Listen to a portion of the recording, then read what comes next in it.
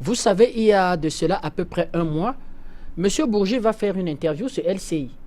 Il va appeler de façon claire la France à intervenir au sein de la CEMAC pour destituer les chefs d'État. On va poser la question à M. Bourgi.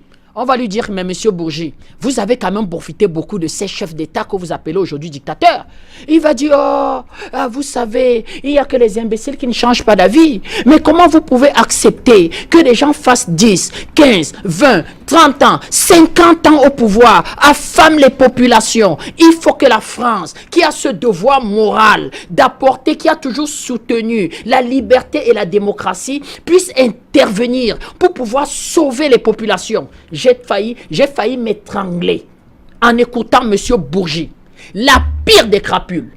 Une racaille qui va passer son temps à racoler les palais présidentiels, à être le relais de la France-Afrique, mieux à transporter les mallettes, que à piller, tout à dit nos continents. Qui transportait ces milliards? C'était M. Bourgi. On n'a pas fait attention à ça. À côté de ça, vous avez en quelque sorte le pseudo-opposant, les Séverin Moto. Vous avez un autre, M. Bourbon. Donc, toute cette campagne-là, c'est le lobbying à l'heure actuelle qui manœuvre au sein d'une cellule de l'Élysée. Elle n'a pas été dissoute. Macron ne va pas dissoudre la cellule de l'Élysée, cachée au sous-sol du palais de l'Élysée en France. Donc, tous les coups tordus, tous les coups noirs sont encore en train véritablement d'être négociés, d'être préparés pour la déstabilisation de l'Afrique centrale. Il est évident. Au-delà de ça, on peut se dire, dans un coup d'État, en fait, il y a un certain nombre d'acteurs. Quand on prépare un coup d'État, parce qu'il faut prononcer le nom de coup d'État, c'est un coup d'État malheureusement qui a raté. Heureusement pour nous que ce coup d'État a raté. Vous avez les financiers, c'est-à-dire que ceux qui mettent l'argent à la porte pour financer le coup d'État. Vous avez les acteurs opérationnels qui sont sur le terrain. Vous avez la base arrière. Bien que moi, je pense que sa base arrière aurait été une connexion avec les sécessionnistes camerounais. Parce que s'ils avaient atteint la Guinée équatoriale, eh bien, le bord de mer, c'est-à-dire que les côtes qui donnent sur l'océan Atlantique auraient été la base arrière. Et ces côtes-là sont à un jet de pierre, en quelque sorte, des sécessionnistes camerounais qui sont dans le Cross River. Donc, moi, je pense que c'était ça la base arrière. Il devait avoir une jonction. Et vous avez la gestion de l'après-pouvoir, c'est-à-dire la gestion de l'après-coup d'État. C'est là, pour l'instant, la grosse inconnue. Souvenez-vous, quand le président Bongo va décéder, toute la France-Afrique va venir au chevet du président Bongo pour soutenir un acteur, Ali Bongo.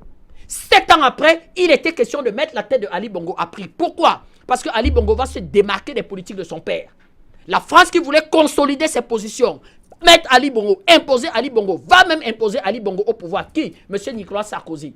Mais mal va leur en prendre parce que sous la pression des Gabonais, le président Ali Bongo va changer radicalement de politique. Vous avez vu ce qui a failli arriver. Donc nous pouvons être clairs qu'effectivement en Guinée équatoriale, la France-Afrique ne supporte pas que la gestion du pouvoir se passe comme ça s'est passé au Gabon. Donc il faut éliminer un acteur majeur de Guinée équatoriale, politique majeur de Guinée équatoriale dans la course à la succession. Cet acteur majeur, c'est le vice-président de la Guinée équatoriale. Donc tout le randam qui va être fait à Paris, qui va avoir des relais sur RFI, qui va avoir des relais partout, véritablement, n'a qu'un seul but, éviter effectivement que la succession en Guinée équatoriale se passe comme au Gabon. Autre chose qu'on peut dire dans cette histoire, nous avons fait une émission ici, où nous avons eu un chef rebelle qui donnait des avertissements clairs au président de RCA. Là aussi, on n'a pas véritablement fait attention. Ça pouvait être comme un signal.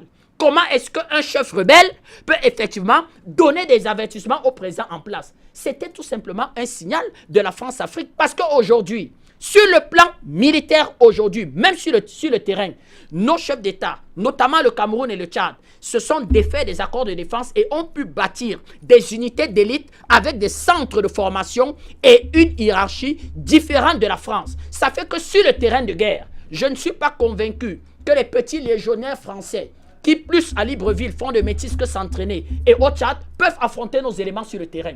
Qu'est-ce qu'il faut donc faire? Il faut sous-traiter tous les chômeurs, il faut sous-traiter tous les soldats opposants, il faut sous-traiter tous les officiers qui décident de faire défection et souvent même il faut sous-traiter un certain nombre de voyous pour les fédérer et pouvoir financer. Autre chose, quand vous voyez la libre circulation des biens et des personnes, la libre circulation des biens et des personnes font partie des engagements qui ont été pris à la réunion de Yaoundé en disant à Madame Lagarde que nous n'allons pas accepter la dévaluation. Vous voyez même qu'aujourd'hui, en termes de rapport de force, même quand nous entrons en ajustement structurel avec le FMI ne dicte pas tout. Les ajustements structurels et nos accords que nous avons avec le FMI aujourd'hui sont différents de 93. Où en 93, c'était Rousseigne.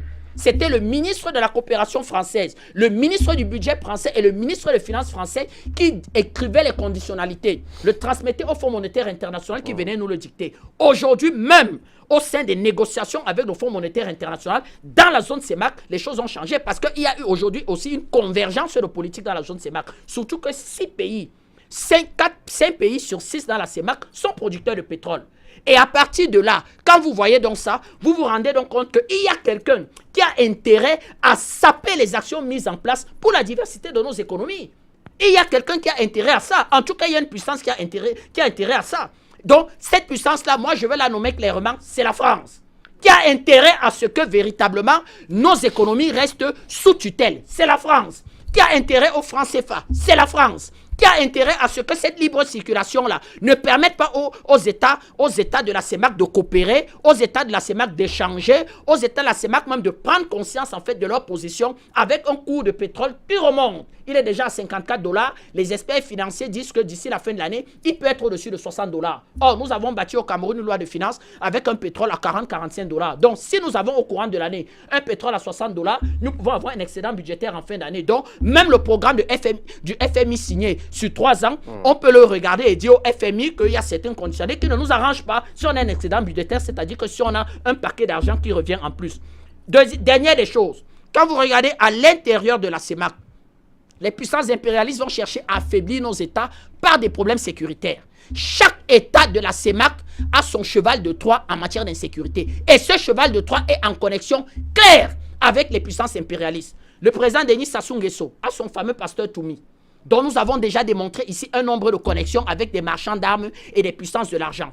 Vous avez le président Ali Bongo, avec son fameux Ping, sur le plan politique, qui, en dépit du fait que, véritablement, toute la grande conférence nationale qui a abouti à des résolutions claires, eh bien, à la conférence de Côte d'Ivoire, là où il y avait le sommet Afrique-Europe, Union africaine, Union européenne, eh bien, M. Jean Ping se baladait toujours en faisant du lobbying, effectivement, pour qu'on vienne destituer le président Ali Bongo. C'était incroyable. Vous avez au Cameroun nos problèmes de sécessionnistes. Il est évident ici, on l'a démontré ici. Et nous montrerons ces contrats aux Camerounais qui ont été déjà signés par les parrains de la sécession au Canada, aux États-Unis, avec des connexions au 10 Downing Street de Londres. On a le Tchad. Des bruits de bottes se font entendre à l'est du Tchad, en connexion bien entendu avec un certain nombre de connexions du Soudan. En RCA, avec ce Noureddin Adam, Guinée équatoriale aujourd'hui un coup d'État. Donc il est évident que, en se disant qu'en créant des conditions à l'intérieur du pays qui fragilisent déjà des États, la France-Afrique dans ce méli-mélo, dans ce cafouillage-là,